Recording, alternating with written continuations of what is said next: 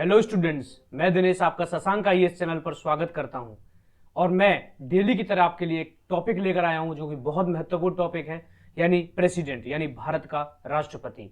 जैसा कि मैंने राष्ट्रपति के बारे में आपको पढ़ाया और अभी तक राष्ट्रपति का निर्वाचन, राष्ट्रपति के बारे में, राष्ट्रपति की शपथ, राष्ट्रपति का त्यागपत्र, राष्ट्रपति का महाभियोग, इम्पीचमेंट, ये सब मैंने पढ़ा चुका हूं। यानी अब हम राष्ट्रपति की शक्तियां पढ़ रहे हैं। और अगर आप कोई भी बड़ा एग्जाम दोगे, यूपीएससी, स्टेट पीएससी या फिर कोई भी बड़ा एग्जाम दोगे, तो उसमें राष्ट्रपति की शक्तियों से ज्यादातर प्रश्न आते हैं, पावर्स ऑफ प्रेसिडेंट। तो अब वर्तमान में जो मैं पढ़ा रहा हूं वो राष्ट्रपति की शक्तियां पढ़ा रहा हूं, जिसमें मैंने आपको एक शक्ति पूरी कंप्लीट पढ़ाई, जिसको कहते हैं राष्ट्रपति की विधायी शक्ति, लेजिस्लेटिव पावर ऑफ प्रेसिडेंट, यानी संसद से जुड़ी हुई, क्योंकि संसद का काम होता है कानून बनाना, और संसद से जुड़ी हुई जो भी शक्तियां होती हैं, कानून से जुड़ी हुई जो भी शक्ति हैं राष्ट्रपति की, उसके बारे में हमने आपको अवगत कराया, जिसमें बहुत ही महत्वपूर्ण था अध्यादेश यानी ordinance. President has power to issue ordinance. राष्ट्रपति मंत्रिपरिषद की सलाह पर अध्यादेश जारी कर सकता है। उसकी वैलिडिटी 6 वीक होती है, यानी जब संसद सत्र में ना हो तब राष्ट्रपति अध्यादेश जारी कर सकता है। आइए देखते हैं आगे वाली शक्ति कौन कौन सी हैं। तो सबसे पहले आज ही, अगर आपको पूरा मेरा डिटेल बैच चाहिए तो आज ही अपने मोबाइल के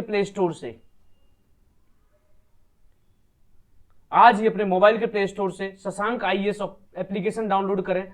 और शशांक आईएएस एप्लीकेशन डाउनलोड करने के बाद केवल 799 रुपए में, 799 में पूरी इंडियन पॉलिटी एंड कॉन्स्टिट्यूशन चल रहा है, यूपीएससी, स्टेट पीएससी या किसी भी एग्जाम के लिए, केवल 799 में। तो आइए चलिए स्टार्ट करते हैं।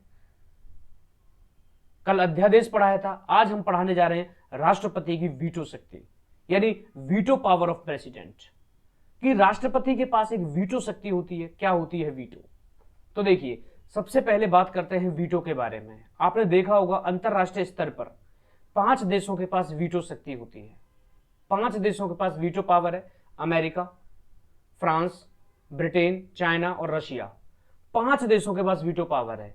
जब यूनाइटेड नेशन जनरल असेंबली में, संयुक्त राष्ट्र महासभा में कोई भी प्रस्ताव पेश होता है और 5 ने वोट कर दिया तो वो पास हो जाएगा।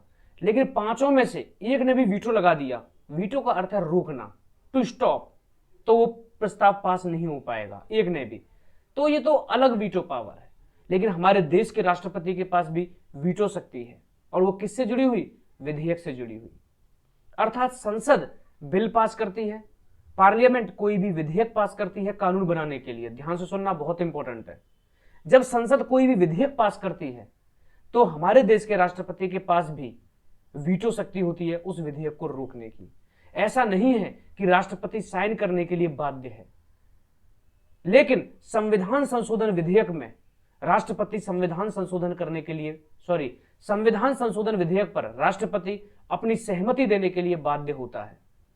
याद रखना, लेकिन कोई भी ऑर्डिनरी बिल है, कोई साधारण विधेयक है, जैसे कि 3 तलाक के लिए कोई संविधान संशोधन नहीं हुआ है। कोई भी नया राज्य बनाना, राज्य का नाम परिवर्तित करना, किसी बाहर से कोई राज्य लेना, नागरिकता से जुड़ा हुआ कोई कानून, ये साधारण कानून होते हैं। इनके लिए 368 के तहत संविधान संशोधन की जरूरत नहीं है। तो जो नॉर्मल कानून है, जो ऑर्डिनरी बिल है, जो साधारण विधेयक है, उन पर राष्ट्रपति अपनी वीटो शक्ति का प्रयोग कर सकता है। लेकिन अगर पार्लियामेंट ने विशेष बहुमत से, स्पेशल मेजोरिटी से संसद से कोई बिल पास करा दिया, संविधान संशोधन विधेयक, तो राष्ट्रपति साइन करने के लिए बाध्य होता है। उस चीज को छोड़ दीजिए, नॉर्मल कानून पर बात करते हैं। तो चलिए, सबसे पहले हम अपने राष्ट्रपति की वीटो शक्ति पढ़ाने से पहले एक काम करते हैं, अलग अलग देशों में जो वीटो शक्तियां चल रही हैं उनको देखते हैं। सबसे पहले बात करते हैं वीटो शक्ति, एक चार्ट के माध्यम से देखते हैं वीटो शक्ति, उसकी परिभाषा और उसका उदाहरण। ध्यान से सुनना, यहां से प्रश्न आ जाते हैं। वीटो शक्ति, तो देखिए, अगर मैं वैश्विक स्तर पर देखूं तो वैश्विक स्तर पर 4 तरह की वीटो शक्ति होती है, 4 टाइप ऑफ वीटो।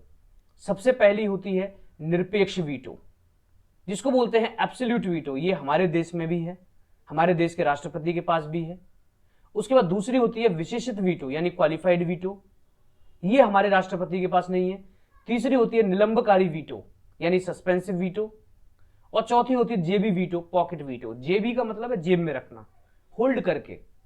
तो 4 तरह की वीटो पावर होती है। निरपेक्ष, विशेषित, निलंबकारी और पॉकेट। एब्सोल्यूट, क्वालिफाइड, सस्पेंसिव और पॉकेट। देखो निरपेक्ष वीटो आपको इंग्लिश में भी याद करना है, एब्सोल्यूट वीटो याद करना है। निरपेक्ष को कहते हैं एब्सोल्यूट। दूसरी होती है विशेषित यानी क्वालिफाइड, विशेषता के साथ क्वालिफाइड। निलंबित, सस्पेंड तो निलंबकारी, सस्पेंसिव। पॉकेट, जेबी वीटो। आइए देखते हैं निरपेक्ष वीटो क्या होती है। ऐसी वीटो जिसे समाप्त नहीं किया जा सके। इसका अर्थ है अगर संसद ने कोई बिल पास कर दिया तो वो अपने मुखिया के पास जाएगा यानी राष्ट्रपति के पास। और इसका उदाहरण है ब्रिटेन।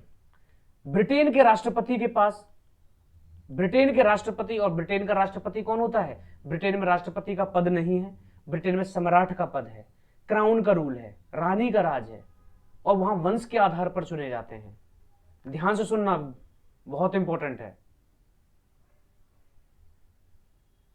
ठीक है, देखिए ये क्या कह रहा है। ये बोल रहा है निरपेक्ष वीटो ऐसा वीटो जिसे समाप्त नहीं किया जा सकता। यानी अब पार्लियामेंट है, संसद ने कोई बिल पास कर दिया ब्रिटेन में, तो वो कहां जाएगा पास होने के बाद? उनके सम्राट के पास, क्राउन के पास। जैसे ही क्राउन के पास गया, क्राउन ने देखा यार ये क्या मतलब है, और क्राउन ने उस पर वीटो लगा दिया। जब क्राउन ने उस पर वीटो लगा दिया और वो फिर संसद के पास गया, तो संसद, याद रखना, उस वीटो को समाप्त नहीं कर सकती। वो समाप्त तो समाप्त। इसको बोलते हैं एब्सोल्यूट वीटो।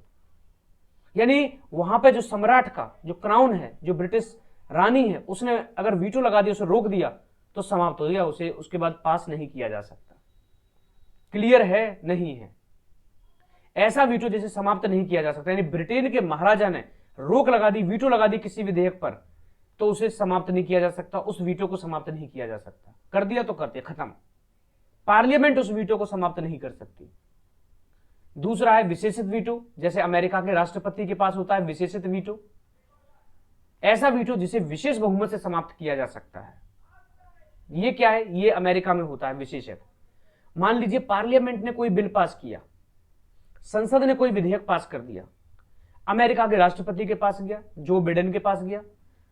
अब जो बिडेन ने देखा यार क्या कानून है, और जो बिडेन ने उस पर रोक लगा दी कि बेकार कानून है, ऐसे नहीं।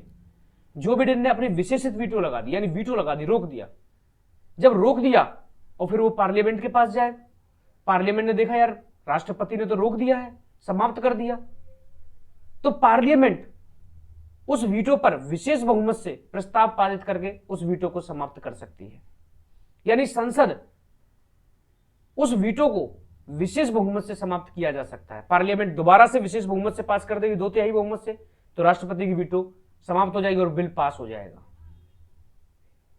तीसरा है निलंबकारी वीटो, यानी निलंबित का मतलब क्या होता है? सस्पेंड करना कुछ दिन के लिए। और ये फ्रांस के राष्ट्रपति के पास होती है, फ्रांस के राष्ट्रपति के पास निलंबित वीटो। अब मान लीजिए फ्रांस में उनकी पार्लियामेंट ने कोई बिल पास किया, अब उनकी संसद ने बिल पास किया, तो कहां गया? फ्रांस के राष्ट्रपति के पास। फ्रांस के राष्ट्रपति ने देखा कि यार कानून तो अच्छा है पर मजा नहीं आ रहा, इस पर रोक लगा देते हैं। और फ्रांस के राष्ट्रपति ने क्या कर दिया? उस पर रोक लगा दी, वीटो लगा दी। अब क्या होगा? अब पार्लियामेंट ने देखा फ्रांस की ने यार राष्ट्रपति ने वीटो लगा दी, अब क्या करें? तो उसके बाद फ्रांस की संसद साधारण बहुमत से उस बिल को दोबारा पास करती है, तो उसकी वीटो खत्म हो जाएगी, निलंबित हो जाएगी, सस्पेंड हो जाएगी, फिर वो बिल पास हो जाएगा। और तीसरा है जेबी वीटो, जो कि अमेरिका के राष्ट्रपति के पास है। मान लीजिए अमेरिका की पार्लियामेंट ने कोई बिल पास किया, अमेरिका के राष्ट्रपति के पास गया, उसके बाद अमेरिका के राष्ट्रपति ने देखा यार कानून तो अच्छा है लेकिन उसमें मजा नहीं आया, उसके पास करूं ना फेल, पास करूं या फेल करूं, क्या करूं? और उसने क्या कर दिया? उसने उसे अपने पास अनिश्चित काल के लिए रख लिया। और अनिश्चित काल के लिए रखा यानी जब राष्ट्रपति किसी विषय पर निर्णय लेने में विलंब करके उसे व्यवहार में लागू करने से रोक देता है। राष्ट्रपति उस पर निर्णय नहीं लेता, बस ना तो पास करता ना फेल करता, अपनी जेब में रख लेता है अनिश्चित काल के लिए, बाकी रोक देता है। और वो वीटो पावर है, कोई पूछ नहीं सकता कि तुमने ऐसा क्यों किया। तो 4 वीटो होती हैं: निरपेक्ष वीटो ब्रिटेन, विशेषित वीटो अमेरिका, निलंबकारी वीटो फ्रांस और जेबी वीटो अमेरिका। 4 तरह की वीटो पावर है, 4 तरह की वीटो शक्ति है, इनको ध्यान में रखना। आइए अब अपने देश की बात करते हैं। तो भारत के संविधान के अनुच्छेद 111 में भारत के राष्ट्रपति को भी वीटो शक्तियां दी गई हैं। आर्टिकल 111 में वीटो शक्ति का, वीटो का शब्द का प्रयोग नहीं किया गया। ध्यान से सुनना, हमारे संविधान में किसी भी जगह वीटो का प्रयोग नहीं किया गया है। यह कहा गया है कि संसद अगर कोई ऑर्डिनरी बिल, साधारण विधेयक पास कर दे तो राष्ट्रपति उसे रोक सकता है। रोकने को वीटो कह दिया है। तो अनुच्छेद, चलिए हम वीटो का ही प्रयोग करते हैं। तो अनुच्छेद 111 में राष्ट्रपति को वीटो शक्ति दी गई है कि संसद मनमाना ना करे, संसद कोई मनमाना कानून ना बना दे, क्योंकि संसद पास करेगी तो राष्ट्रपति के पास जाएगा, और राष्ट्रपति को लगता है कि संविधान के खिलाफ है तो राष्ट्रपति अपनी वीटो लगा सकता है, उसे रोक सकता है। ठीक है, क्लियर हुआ? पहले लाइक शेयर सब्सक्राइब करते रहिए, बहुत आसान है, बेसिक्स है यार ये। संसद ने अगर कोई बिल पास कर दिया, पार्लियामेंट ने, तो कहां जाएगा? राष्ट्रपति के पास, भारत के राष्ट्रपति रामनाथ कोविंद के पास। और रामनाथ कोविंद को लग रहा है कि यह बेकार कानून है, तो राष्ट्रपति उसे रोक सकता है, उसे वीटो लगा देगा। वीटो माने रोकना। अब कितनी तरह की वीटो हैं, आइए देखते हैं। सबसे पहले है अत्यंतिक वीटो, एब्सोल्यूट वीटो, जो कि हमने कहां से ली थी? ब्रिटेन से। ब्रिटेन से क्या है एब्सोल्यूट वीटो? देखते हैं। मान लीजिए संसद ने, एब्सोल्यूट वीटो में मान लीजिए लोकसभा ने और राज्यसभा ने कोई साधारण विधेयक पास कर दिया, तो वो कहां जाएगा? भारत के प्रेसिडेंट के पास, राष्ट्रपति के पास। अब राष्ट्रपति संसद द्वारा पारित किसी विधेयक को अपने पास सुरक्षित रखता है। यह विधेयक इस प्रकार समाप्त हो जाता है और अधिनियम नहीं बन पाता।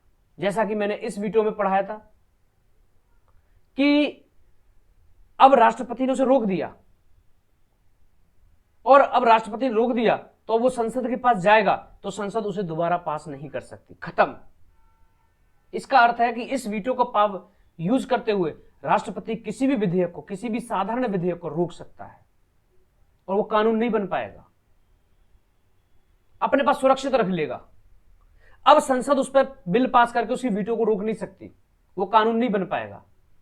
याद रखना, इसका अर्थ यह है कि अत्यंतिक वीटो का प्रयोग करके राष्ट्रपति उस किसी भी विधेयक को रोक सकता है, और यह हुआ भी है 1954 में, 1954 में। 1954 में हमारे राष्ट्रपति थे डॉक्टर राजेंद्र प्रसाद। उस वक्त एक बिल आया था जिसका नाम था पेप्सू। पेप्सू मैंने बताया था, Punjab and Patiala state union. इस पर कोई विधेयक आया था पंजाब के लिए, पटियाला को खत्म करने के लिए। तो उस वक्त डॉक्टर राजेंद्र प्रसाद ने अपनी वीटो लगा दी, और वीटो लगा दी तो उसके बाद एब्सोल्यूट, अत्यंत समय के लिए लगा दी, तो उसके बाद वो बिल पास ही नहीं हो पाया, खत्म हो गया। उसके बाद 1991 में, 1991 में केंद्र सरकार ने एक बिल पास कराया पार्लियामेंट से, जिसमें एमपीज की, सांसदों की वेतन भत्ते और पेंशन को बढ़ा रहे थे। लेकिन उस वक्त राष्ट्रपति थे हमारे आर वेंकटरमन। वेंकटरमन ने अपनी एब्सोल्यूट वीटो का प्रयोग किया और उसको रोक दिया, फिर वो पास नहीं हो पाया, खत्म। तो याद रखना, अत्यंत वीटो का प्रयोग करके राष्ट्रपति उसे रोक लेता है और बाद में वो विधेयक संसद से पास नहीं हो सकता दोबारा, वो खत्म हो जाएगा, खत्म। पेप्सू पर डॉक्टर राजेंद्र प्रसाद ने लगाया था, और 1991 में वेतन भत्ते सांसदों के बढ़ा रहे थे और वो ज्यादा बढ़ा रहे थे, तो आर वेंकटरमन ने एब्सोल्यूट वीटो का, अत्यंतिक वीटो का प्रयोग किया और उस विधेयक को रोक दिया। अब उसे संसद से दोबारा पास नहीं करा सकते। क्लियर है या नहीं? आइए, दूसरा है सस्पेंसिव वीटो, निलंबकारी वीटो। निलंबकारी का अर्थ क्या है? निलंबकारी का अर्थ है, जैसे मान लीजिए ये पार्लियामेंट है, ये लोकसभा है, राज्यसभा। अब मान लीजिए कोई साधारण विधेयक लेकर आते हैं, कोई नॉर्मल कानून बनाना चाहती है केंद्र सरकार। अब लोकसभा से पास हुआ, राज्यसभा से पास हुआ, फिर कहां जाएगा? प्रेसिडेंट के पास, राष्ट्रपति के पास। अब राष्ट्रपति ने देखा कि यार कानून तो अच्छा बनवा रहे हैं, लेकिन इसमें कुछ संशोधन कर दे सरकार, तो हम इसको क्या कर देंगे? साइन कर देंगे। और राष्ट्रपति उस विधेयक को वापस संसद भेज देता है। याद रखना, राष्ट्रपति उस विधेयक को पुनर्विचार के लिए संसद भेज देता है दोबारा, इसमें विचार कर लो, इसमें संशोधन कर लो। अब संसद की मर्जी है, संसद उस पर विचार करे ना करे, चेंज करे या ना करे, संसद ने दोबारा भेज दिया, दोबारा सेकंड टाइम तो राष्ट्रपति उस पर साइन करने के लिए बाध्य हो जाएगा, उसकी वीटो सस्पेंड हो जाएगी, निलंबित हो जाएगी। यानी राष्ट्रपति इस वीटो का प्रयोग जब करता है जब वह किसी विधेयक को संसद के पुनर्विचार हेतु लौटाता है। हालांकि यदि संसद उस विधेयक को पुनः किसी संशोधन के बिना अथवा संशोधन के साथ पारित कर राष्ट्रपति के पास दोबारा भेज देती है तो उस पर राष्ट्रपति अपनी स्वीकृति देने के लिए बाध्यकारी हो जाता है। आया या नहीं आया समझ में? बेसिक सा है। पार्लियामेंट ने कोई बिल पास किया, ऑर्डिनरी बिल, साधारण विधेयक, जैसे ही पास करेंगे कहां जाएगा? राष्ट्रपति के पास। राष्ट्रपति ने कहा कि यार ये बिल, ये कानून तो बेकार बनवा रहे हैं, इसमें अगर थोड़े से चेंज कर लें तो मैं इस पर साइन कर दूंगा। और राष्ट्रपति ने पुनर्विचार के लिए वो संसद के पास भेज दिया। अब संसद ने देखा कि गलत है, राष्ट्रपति तो गलत है, और संसद ने बिना चेंज किए या चेंज करके दोबारा राष्ट्रपति के पास भेज दिया, तो दूसरी बार में राष्ट्रपति की वीटो शक्ति सस्पेंड हो जाती है, निलंबित हो जाती है। इसी को बोलते हैं निलंबकारी वीटो। और राष्ट्रपति साइन करने के लिए बाध्यकारी हो जाता है, दोबारा में साइन करने होंगे। और आपने ये सुना भी होगा कि पार्लियामेंट ने कोई बिल भेज दिया राष्ट्रपति के पास, अगर संसद ने कोई विधेयक भेज दिया राष्ट्रपति के पास और राष्ट्रपति ने उसे दोबारा लौटा दिया,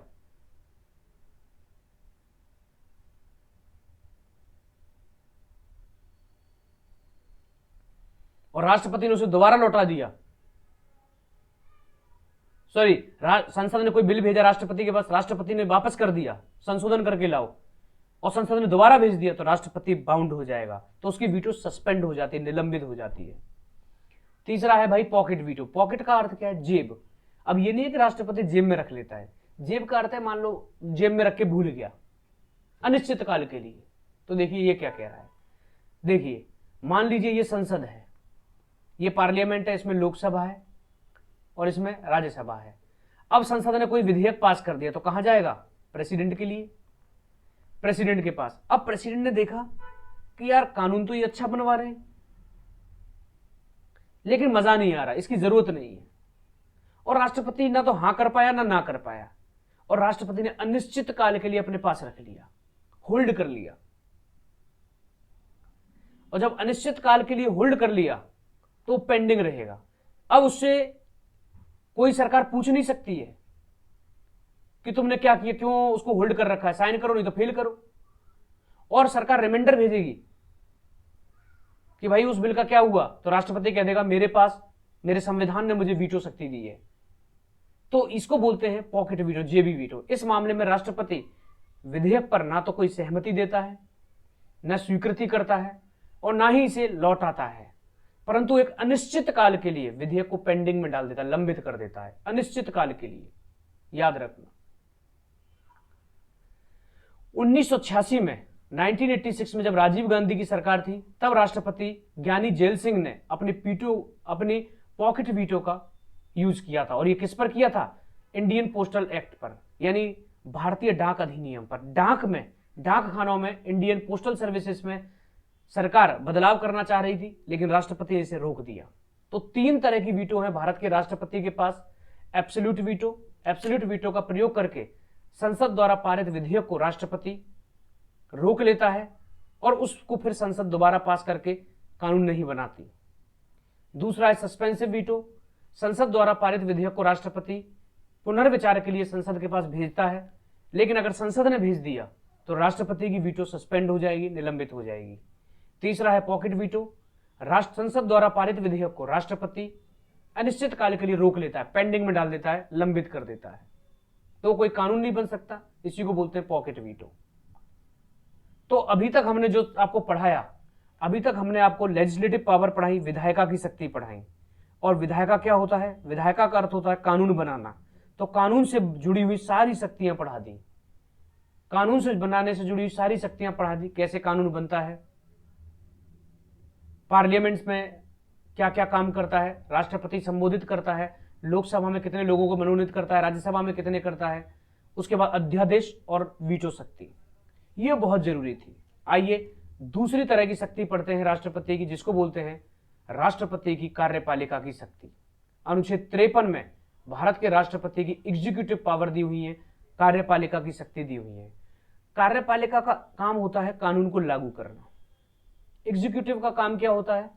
कार्यपालिका का काम होता है कानून को लागू करना, और राष्ट्रपति भारत की कार्यपालिका का अध्यक्ष होता है। ध्यान से सुनना, भारत का राष्ट्रपति कार्यपालिका का अध्यक्ष होता है, लेकिन नाम मात्र के लिए। आर्टिकल 74 का क्लॉज 1 हमने बताया था।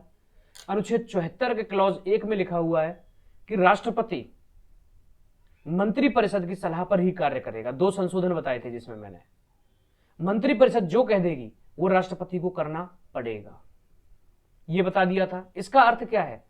राष्ट्रपति का बस नाम होगा, हाँ भाई राष्ट्रपति कर रहा है, करेगा कौन? मंत्रिपरिषद। तो राष्ट्रपति के नाम पर सारे कार्य होंगे।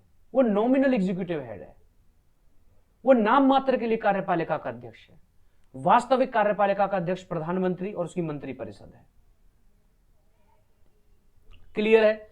तो संघ, अगर पेपर में आ जाए कि संघ की कार्यपालिका की शक्ति किसमें निहित है? राष्ट्रपति। राष्ट्रपति में निहित है, याद रखना। पूछा जाए नाम मात्र की, राष्ट्रपति। केवल वास्तविक पूछा जाए जब प्रधानमंत्री लगाओगे, तो याद रखना भारत की कार्यपालिका की शक्ति राष्ट्रपति में निहित है। आर्टिकल 53। आइए देखते हैं क्या क्या है। सबसे पहले, भारत सरकार के सभी शासन संबंधी कार्य राष्ट्रपति के नाम पर किए जाते हैं। भारत के जितने भी शासन संबंधी कार्य हैं, गवर्नमेंट के जितने भी काम हैं, गवर्नमेंट के जितने भी डिसीजन हैं, कोई भी कानून लागू करना हो, किस तरीके से लागू होगा, कोई भी शासन संबंधी काम है, वो भारत के राष्ट्रपति के नाम पर किए जाएंगे। याद रखना, क्योंकि राष्ट्रपति कार्यपालिका का अध्यक्ष होता है, भले ही वो नाम मात्र के लिए हो। वह स्वयं द्वारा नियुक्त प्रशासकों को द्वारा केंद्र शासित प्रदेशों का प्रशासन सीधे संभालता है। अब क्या होता है, आपको पता होगा कई सारे केंद्र शासित प्रदेश हैं हमारे देश में। वर्तमान में 8 केंद्र शासित प्रदेश हैं, 8 केंद्र शासित प्रदेश हैं। तो राष्ट्रपति हर केंद्र शासित प्रदेश पे अपना एक प्रशासक नियुक्त करता है और केंद्र शासित प्रदेशों को प्रशासकों द्वारा चलाता है। यानी स्वयं द्वारा नियुक्त प्रशासकों के द्वारा केंद्र शासित प्रदेशों का प्रशासन संभालता है। पहला क्या हुआ, भारत सरकार के, केंद्र सरकार के शासन संबंधी कार्य भारत के राष्ट्रपति के नाम पर होंगे। दूसरा, जितने भी केंद्र शासित प्रदेश हैं, जितने भी केंद्र शासित प्रदेश हैं, उन पर प्रशासकों की नियुक्ति करता है और उनको सीधे संभालता है। तीसरा है, राष्ट्रपति सशस्त्र सेनाओं का अध्यक्ष होता है, सशस्त्र सेनाओं का सर्वोच्च कमांडर होता है। यह भी प्रशासनिक है। इसका मतलब है आर्मी का होता है जनरल, एयरफोर्स का होता है एयर चीफ मार्शल और नेवी का होता है एडमिरल। तीनों अध्यक्षों के ऊपर एक होता है CDS, chief of defence staff, और चारों के ऊपर होता है भारत का राष्ट्रपति, सर्वोच्च कमांडर होता है, सुप्रीम कमांडर। याद रखना, तीनों सेनाओं के अध्यक्षों को राष्ट्रपति नियुक्त करता है, सीडीएस को राष्ट्रपति नियुक्त करता है। करता यही है, तो सारे काम कौन करता है? राष्ट्रपति। किसके नाम पर होते हैं? राष्ट्रपति के नाम पर। लेकिन कौन सलाह देता है? मंत्री परिषद। इसको बनाओ तो इसको बनाना पड़ेगा। उसके बाद राष्ट्रपति युद्ध एवं शांति की घोषणा करता है। देखा होगा आपने, नाम भले ही मंत्री परिषद का हो पर करता राष्ट्रपति है। युद्ध की घोषणा, a full fledged war against Pakistan, a full fledged war against China, युद्ध की घोषणा भारत का राष्ट्रपति करता है। लेकिन मान लीजिए दूसरा देश कमजोर पड़ गया तो शांति भी करवा सकता है। तो शांति की घोषणा, यानी भारत की सेना अपनी सीमा क्रॉस भारत के राष्ट्रपति के ही आदेश अनुसार करती है, क्योंकि कमांडर है वो तीनों सेनाओं का। उसके बाद राष्ट्रपति को कूटनीतिक शक्तियां प्राप्त होती हैं। कूटनीतिक शक्तियां का अर्थ है दूसरे देशों के साथ रिश्ते मजबूत करने की। आपने देखा होगा राष्ट्रपति विदेशों में जाते हैं, जब विदेशी आते हैं तो वो राष्ट्रपति से मिलते हैं, तो कूटनीतिक शक्तियां भी प्राप्त होती हैं। अब राष्ट्रपति की प्रशासनिक शक्तियों में, कार्यपालिका की शक्तियों में सबसे मेन है कि राष्ट्रपति द्वारा नियुक्तियां। भारत का राष्ट्रपति जितने भी केंद्र सरकार के संवैधानिक ऊंचे ऊंचे पद हैं उनको नियुक्त करता है। अब देखते हैं कौन कौन है। सबसे पहले राष्ट्रपति प्रधानमंत्री को नियुक्त करता है। ध्यान से सुनना, राष्ट्रपति प्रधानमंत्री को नियुक्त करता है एवं प्रधानमंत्री की सिफारिश पर मंत्री परिषद को नियुक्त करता है। अनुच्छेद 75 का क्लॉज 1। अगर मैं पूछूं कि राष्ट्रपति प्रधानमंत्री को नियुक्त करता है या निर्वाचित होता है, तो नियुक्त है इसका आंसर। देखिए कैसे। अगर आपके सामने 4 ऑप्शन है, प्रधानमंत्री नियुक्त होता है, निर्वाचित होता है, मनोनीत होता है, इनमें से कोई नहीं, तो प्रधानमंत्री कौन होता है? आप बोलोगे मोदी तो निर्वाचित है, जनता ने बनाया है। नहीं, प्रधानमंत्री नियुक्त है, नियुक्त होता है, अपॉइंट होता है राष्ट्रपति द्वारा। देखिए कैसे, मान लीजिए ये लोकसभा इलेक्शन है, ये लोकसभा है और लोकसभा का अभी इलेक्शन हुआ और लोकसभा में 543 सीटें हैं टोटल, 543। तो सरकार कितने बनाने के लिए चाहिए? 50% + 1, यानी 272 सीटें चाहिए सरकार बनाने के लिए। अब 272 सीटें चाहिए सरकार बनाने के लिए, मान लीजिए बीजेपी के पास 333 आ गए, तो इलेक्शन कमीशन राष्ट्रपति को एक चिट्ठी लिखेगा और राष्ट्रपति से कहेगा कि बीजेपी बहुमत प्राप्त दल है, यानी इनके पास बहुमत आया, चाहिए तो 272, 333 आ गए, तो बहुमत किसके पास आया? बीजेपी के पास। अब राष्ट्रपति बीजेपी के पार्टी अध्यक्ष जो होगा, अमित शाह मान लीजिए, या जेपी नड्डाल है, इस बार नड्डाल है, क्या नाम है उसका, तो बीजेपी, राष्ट्रपति बीजेपी के पार्टी अध्यक्ष है, राष्ट्रपति बीजेपी के पार्टी अध्यक्ष से पूछेगा, हाँ भाई बताओ तुम बहुमत में हो, किसको प्रधानमंत्री बनाना है? तो पार्टी अध्यक्ष राष्ट्रपति को नाम दे देगा कि आप 333 सांसदों में से ये जो मोदी नाम का सांसद है, इसको आप प्रधानमंत्री नियुक्त कर दो। तो राष्ट्रपति, ध्यान से सुनना, राष्ट्रपति बहुमत प्राप्त दल के नेता को, और बहुमत प्राप्त दल का नेता किसको बनाया, यानी अपनी पार्टी ने नेता अपना किसको बनाया है? मोदी को। तो राष्ट्रपति बहुमत प्राप्त दल के नेता को प्रधानमंत्री नियुक्त करता है, अपॉइंट करता है। क्लियर है? और प्रधानमंत्री की सिफारिश पर, प्रधानमंत्री से कहता है कि अपने मंत्रियों की लिस्ट दो, और प्रधानमंत्री की सिफारिश पर अपने मंत्री परिषद को नियुक्त करता है। यानी राष्ट्रपति सारे मंत्रियों को नियुक्त करता है, चाहे रक्षा मंत्री हो, गृह मंत्री, स्वास्थ्य मंत्री, कोई भी हो, लेकिन प्रधानमंत्री की सिफारिश पर। अगर पूछा जाएगा किसी भी मंत्री का कौन नियुक्त करता है, तो प्रधानमंत्री। प्रधानमंत्री हमेशा नियुक्त करता है, किसकी सिफारिश पर? सॉरी, कौन नियुक्त करता है? राष्ट्रपति। हमेशा याद रखना, राष्ट्रपति सभी मंत्रियों को नियुक्त करता है, किसकी सिफारिश पर? प्रधानमंत्री की सिफारिश पर। क्लियर है? हाँ। अब आप बोलोगे सर क्या मोदी इलेक्ट नहीं है, निर्वाचित, जनता ने तो इलेक्ट किया है? नहीं, मोदी सांसद के रूप में निर्वाचित है वाराणसी से। जनता ने सांसद को वोट दिया था वहां पर वाराणसी में, तो मोदी सांसद के रूप में निर्वाचित है। फिर सारे सांसद जीत कर आ गए, उनमें से एक को प्रधानमंत्री ने नियुक्त किया है। तो प्रधानमंत्री नियुक्त होता है और सारे मंत्री नियुक्त होते हैं। उसके बाद राष्ट्रपति नियंत्रक एवं महालेखा परीक्षक को नियुक्त करता है, जिसका नाम होता है CAG, कैग, जो हमारे देश के पैसों का हिसाब किताब रखता है, पहले भी बता चुके हैं। उसके बाद देश का वकील होता है केंद्र सरकार का, महान्यायवादी, उसको भी राष्ट्रपति नियुक्त करता है। उसके बाद जितने भी राज्यपाल हैं, उत्तर प्रदेश, हरियाणा, पंजाब, कर्नाटक, जितने भी स्टेट्स के राज्यपाल हैं, राज्यपालों को भी राष्ट्रपति नियुक्त करता है। उसके बाद सुप्रीम कोर्ट के जज और हाई कोर्ट के जज, याद रखना, केंद्र सरकार के जितने भी पद हैं उच्च, उनको राष्ट्रपति नियुक्त करता है, लेकिन हाई कोर्ट स्टेट का होता है और हाई कोर्ट के सारे जजों को राष्ट्रपति नियुक्त करता है। इस मामले में थोड़ा सा अलग है। तो राज्यों के राज्यपाल, और ये किसकी सिफारिश पर? केंद्र सरकार की सिफारिशों पर इन सबको नियुक्त करता है। मुख्य चुनाव आयुक्त और अन्य चुनाव आयुक्त, जितने भी हमारा चीफ इलेक्शन कमिश्नर है या अन्य चुनाव आयुक्त हैं, इनको भी राष्ट्रपति नियुक्त करता है। उसका वित्त आयोग अध्यक्ष, फाइनेंस कमिश्नर। उसके बाद सशस्त्र सेनाओं के अध्यक्ष, chief commander of armed forces, army का general, air chief marshal, navy का एडमिरल, तीनों को राष्ट्रपति नियुक्त करता है। अनुसूचित जाति जनजाति आयोग, जितने भी SC ST आयोग हैं, उनके अध्यक्षों को नियुक्त करता है।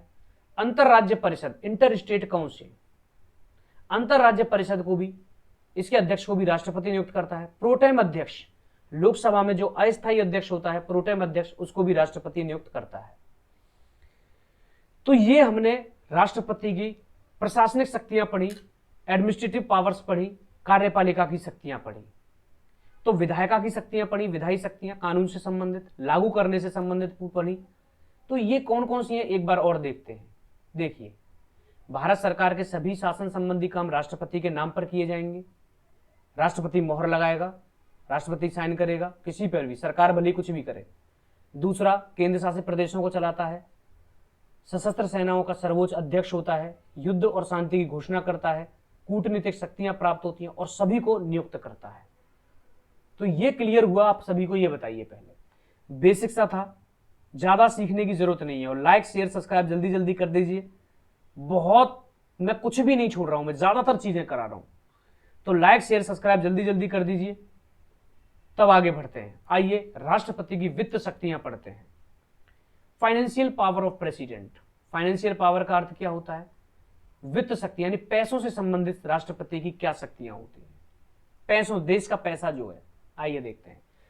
सबसे पहले राष्ट्रपति वार्षिक वित्त विवरण, केंद्रीय बजट को संसद के समक्ष रखता है। आपने बजट सुना होगा, बजट। भारत के संविधान में बजट नाम की कोई चीज नहीं है। यह फ्रांस का शब्द है, बुजट। फ्रांस में बुजट को लेदर का बैग कहा जाता है, यानी लेदर के बैग को, चमड़े के थैले को बुजट कहा जाता है। वही चीज हमारे देश में आ गई, संविधान में कहीं नहीं है। आपने देखा होगा जब वित्त मंत्री बजट पेश करते हैं तो एक लेदर का बैग उनके हाथ में होता है और मीडिया वाले उसी को फोकस करते हैं। उसमें लिखा होता है बजट 2020-21, 2022-23, वो बजट है। असल में संविधान में नहीं है।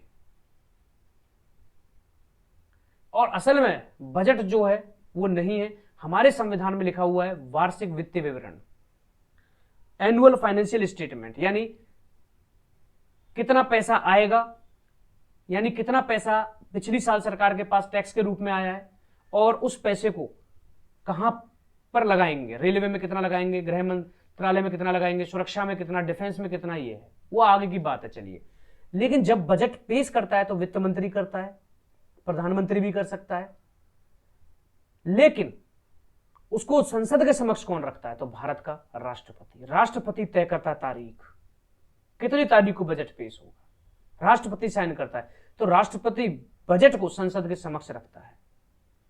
उसके बाद एक होता है धन विधेयक, मनी बिल, हम आगे पढ़ाएंगे जब संसद पढ़ाएंगे। धन विधेयक राष्ट्रपति की पूर्व अनुमति से ही संसद में पेश किया जाता है। धन विधेयक, मनी बिल को एक मंत्री ही ला सकता है, याद रखना, हमेशा याद रखना। धन विधेयक और बजट एक ही तरीके का है, आगे पढ़ेंगे। धन विधेयक को एक मंत्री ही ला सकता है, मंत्री लेकिन संसद में पेश करे, लोकसभा में पेश करे, उससे पहले वो राष्ट्रपति के पास जाएगा। राष्ट्रपति की पूर्व अनुमति से ही वो बाद में संसद में पेश होगा। तीसरा है, वह भारत की आकस्मिक निधि से किसी उद्देश्य व्यय हेतु अग्रिम भुगतान की व्यवस्था कर सकता है। हमारे देश की दो निधि है, आकस्मिक निधि, हमारे देश की दो निधि है, और वो कौन सी है? भारत की संचित निधि और भारत की आकस्मिक निधि। एक होती है इमरजेंसी फंड। तो भारत सरकार, इमरजेंसी फंड क्यों होता है? युद्ध हो गया, भूकंप आ गया, बाढ़ आ गई, बादल फट गया, उस केस में तो राष्ट्रपति की इच्छा से आकस्मिक निधि से पहले भी पैसा निकाला जा सकता है।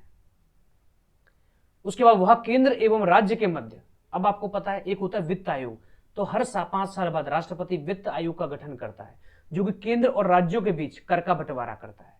वित्त आयोग का काम क्या होता है? हम पैसा दे रहे हैं टैक्स में, आपके पापा का वेतन कट रहा होगा टैक्स में, पूरा देश टैक्स देता है, और टैक्स जो देता है पूरा देश जो टैक्स देता है, अब उसमें से कुछ पैसा केंद्र के पास, कुछ पैसा राज्य के पास जाता है। तो वो कौन करता है? तो वो करता है वित्त आयोग। तो केंद्र व राज्यों के मध्य राजस्व के बंटवारे के लिए प्रत्येक 5 साल में एक वित्त आयोग का गठन करता है, याद रखना। तो ये हमने पढ़ी वित्त शक्तियां। तो आज हमने प्रशासनिक शक्तियां देखी और वित्त शक्तियां देखी और वीटो शक्ति देखी। तो आज बहुत इंपॉर्टेंट क्लास हुई है, याद रखना। इनको जरूर एक बार पढ़ना, दोबारा पढ़ना, नोट्स बनाना। लाइक शेयर सब्सक्राइब करते रहिए। हमने राष्ट्रपति पढ़ाया, राष्ट्रपति की विधायी शक्तियां पढ़ाई, अध्यादेश पढ़ाया, वीटो पावर पढ़ाई, प्रशासनिक शक्तियां पढ़ाई, एग्जीक्यूटिव पावर्स, और उसके बाद हमने राष्ट्रपति का आपको पढ़ाया वित्त शक्तियां। आइए अब मिलते हैं कल इसी ऊर्जा के साथ। लाइक शेयर सब्सक्राइब करते रहिए। कल हम पढ़ाएंगे राष्ट्रपति की आपातकाल शक्तियां, राष्ट्रपति की न्यायपालिका की शक्तियां। तो आज के लिए इतना ही। जय हिंद, जय भारत, अखंड भारत।